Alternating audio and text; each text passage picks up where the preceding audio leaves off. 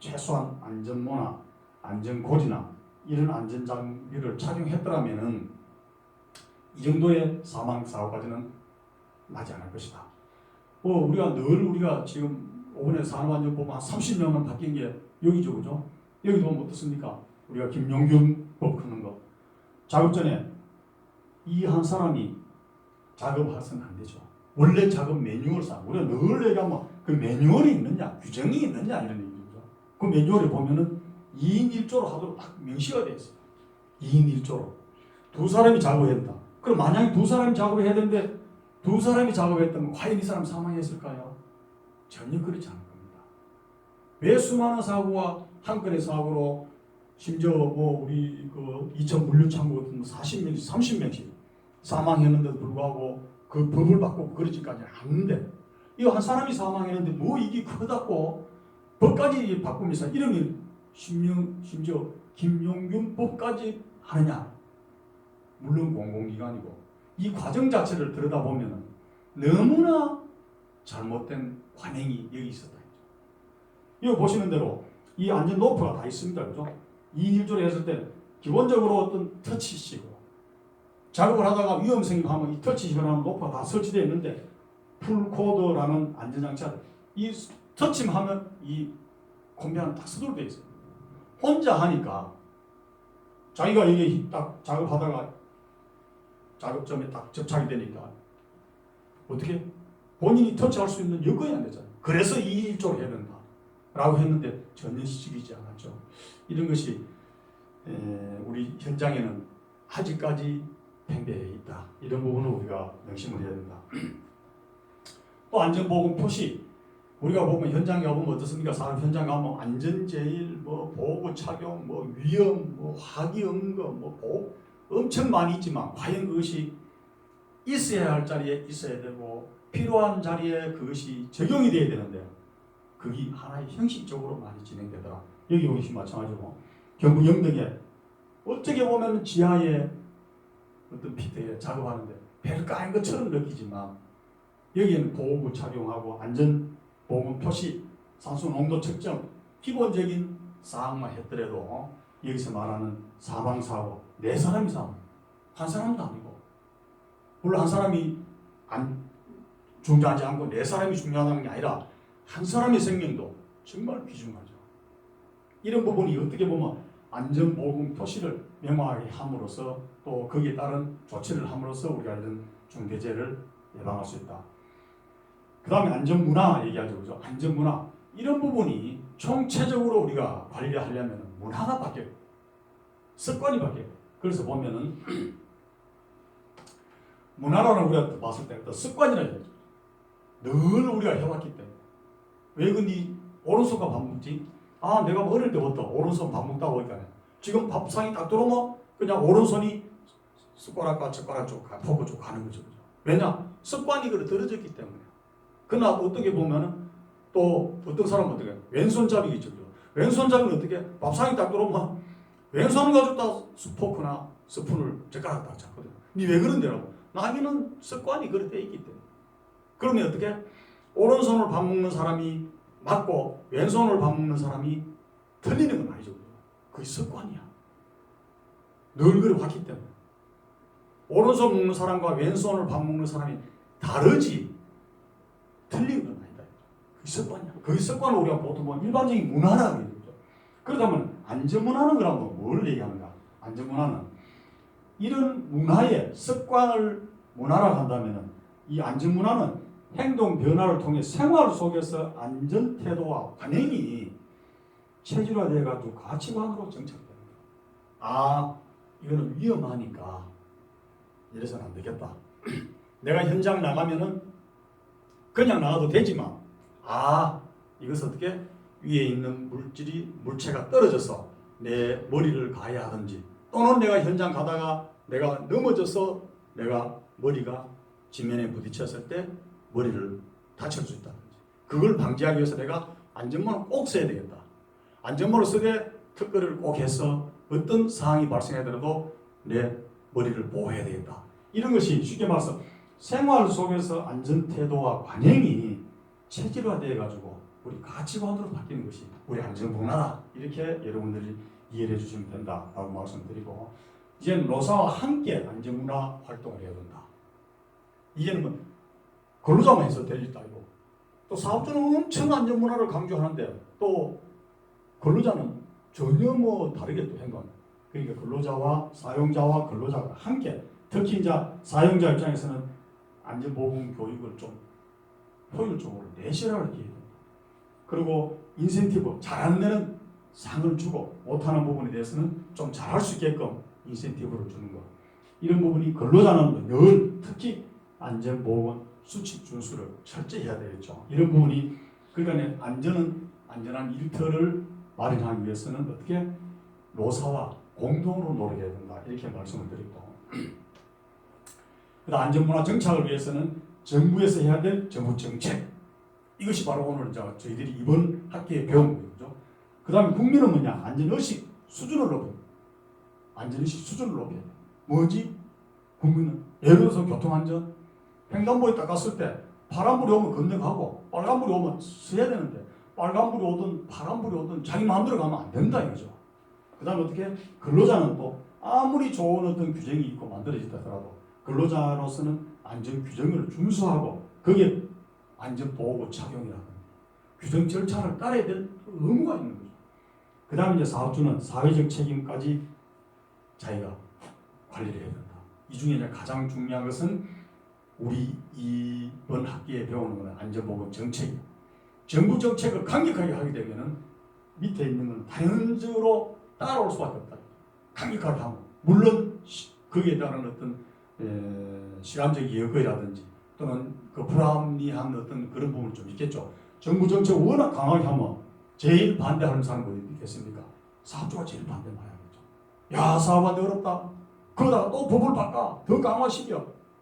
아니죠. 지금 현재 정부 정책 교통사고도 우리나라에 두 번째 많죠. 그죠? 그렇다면 어떻습니까? 1년에 한 4,000명씩 사망한다. 그리고 지금 우리 도심의 도로는 5030 큰다. 지금까지 70km, 60km 가던 걸 전부 50km를 낮췄습니다. 특히 그 학교 앞 같은 데는 30km, 거의 한 40km, 50km 가도 충분히 갈 수 있는데도 30km를 낮췄습니다. 그게 바로 정부 정책이에요, 정책. 정책을 따라야 되는데, 그럼 무슨 소리 하는 거야? 여기 무슨 50km 가느냐? 심지어 우리 학교에서 여러분 가시면 어떻게? 우리 공로탈 쪽 가다 보면, 법원 앞쪽 가다 보면 어떻습니까? 그 우리 대공원 공원에 가는데 그게 원래 70km였거든요. 과거에는 90km, 80km였어요. 그럼 70km다. 지금 그걸 어떻게 60km를 낮춰놨어. 어떻게? 그게 바로 정부 정책이요. 정부 정책을 그걸 했는데 불구하고 무슨 소리 하는 거야? 나는 그냥 가겠어. 라고 어떻게? 본인이 경제적으로 문제가 발생했거든요. 매번 그 지나칠 때마다 스티커 바르고 하고, 결국 그래 여러 번 하면 어떻게? 나중에 벌점이 많은데 뭐. 그러면 결국 자기 면허증에 지장을 주고. 뭐 그걸 감수해서라도 자기가 한다면은 계속 하면 되는데, 그게 정부 정책에 반하는 행동을 해서는 안 된다. 이것이 정부와 국민, 그다음 근로자와 사업주 같이 함께 노력을 해야 된다. 이렇게 말씀을 드립니다. 자, 이번 시간이 조금 전에 말씀드린 대로 안전보건 정책, 여러분들 각자 어떻게 느꼈었는지 모르겠습니다. 안전보건이라면은 특히 안전하면은 뭐 기계안전, 전기안전, 화공안전, 건설안전, 또 소방안전, 다양하게 또 우리가 분류할 수 있고, 거기 또 보건까지. 하지만 제일 중요한 것은 이런 부분을 관리하고 또 그걸 어떤 지침을 제시하고 하는 것은 정책이다. 그 정책 중에 정부 정책, 정부에서 하는 것은 정부 정책이라고 하죠. 그 다음에 여러분들이 몸담고 있는 기업은 기업의 방침이 될 수 있고, 내 개인이 한다면 내 자신에 대한 계획이 될 수 있겠죠. 그 계획이 잘 돼 있는 사람과 잘 못 돼 있는, 계획 없이 생활하는 사람, 차이가 분명히 있을 거예요. 그 다음에 기업에도 그 기업의 방침이 원래 우리 2021년은 그렇지만 2021년도에는 원래 코로나로 인해 엄청 문제 생겼지만 2021년도도 코로나로부터 자유로운 한 해는 되지 않겠다.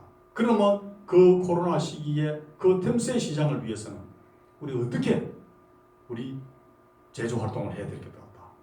거기에 관련되는 걸 모든 사회 활동을 어떻게 해야 되겠다. 그걸 계획을 잘 세워서 하는 그 경영 방침을 잘 하는 기업과 그냥 뭐 대대로 되겠지 뭐 라고 하는 기업의 차이가 많은 것이다. 그 다음에 이제 정부의 안전보건 정책, 조금 전에 말씀드린 대로 우리 현 정부에서 하는 국민 3대 프로젝트 이런 부분을 뭐 이제 제일 많은 게 자살, 교통사고, 산재사고 이건 OECD 국가 중에 최고다 이제. 그러니까 이걸 우리가 앞으로 약 한 4, 5년 목표로 해가지고 지금 현재 있는 수준을 제로로 가야 되겠지만 제로는 우리가 희망사항이고 일단 50%를 낮추자. 50%를 목표로 하자. 라고 지금 해서 하는 게 이게 바로 정부 정책이고 그게 바로 안전보건 정책이다. 이렇게 말씀을 드릴 수 있죠. 이런 과정에 여러분들이 학습을 했다고 생각하시고 내가 수업하는 동안에 여러 차례 제가 여러분들이 말씀을 드렸습니다. 본인의 개인의 어떤 계획과 목표 나름대로 다 갖고 계실 겁니다. 그 갖고 계시는데 그것을 잘 계획을 수립하느냐에 따라서 또는 수립이 잘 된다면 실천이 또 이루어져야 되겠죠. 그 실천을 하고 나면 분명히 그 결과는 계획을 잘 한 사람의 실천과 결과하고 계획이 그냥 뭐 별 의미 없이 그냥 형식적으로 했는 사람하고는 많은 차이가 있을 걸로 본다. 이런 차원의 제가 한 학기 동안 말씀을 드렸다고 말씀드리고 그 다음에 두 번째는 전시간의 종강이라는 말씀을 드렸는데 이번 16주차, 15주차는 자율학습 기간이었고 16주차 기말고사를 대면을 할 수 없고 이 비대면으로 가면서 이걸 여러분들에게 특강으로 이렇게 하면서 마지막에 제가 기말 관련 리포트를 설명드리도록 하겠습니다.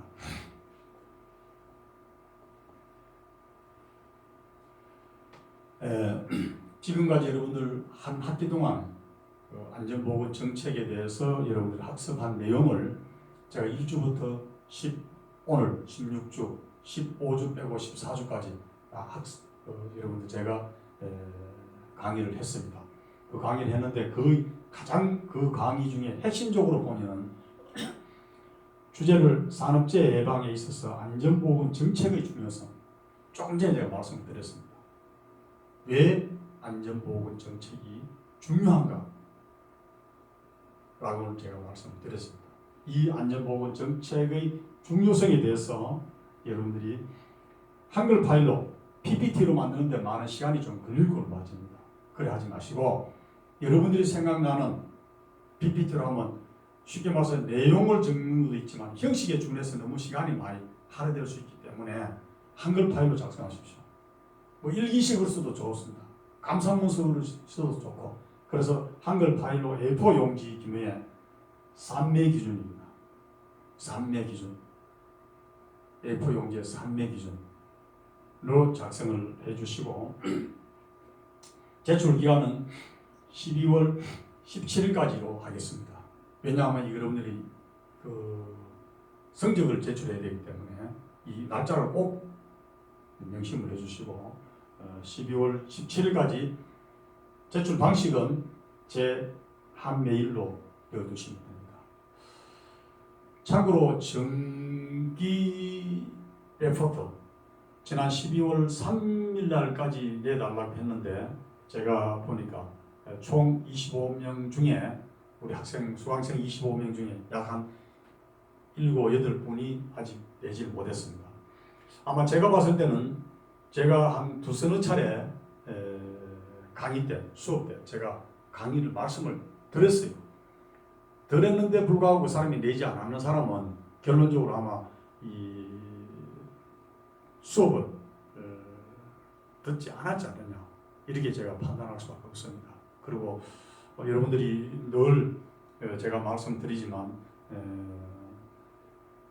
평소 때는 여러분들이 회사에 업무를 열심히 하시면서 또 열정적인 어떤 회사 업무하고 또 아주 그 학업을 같이 병행하는 데 대해서는 여러분 다시 한번 격려와 노고를 드립니다.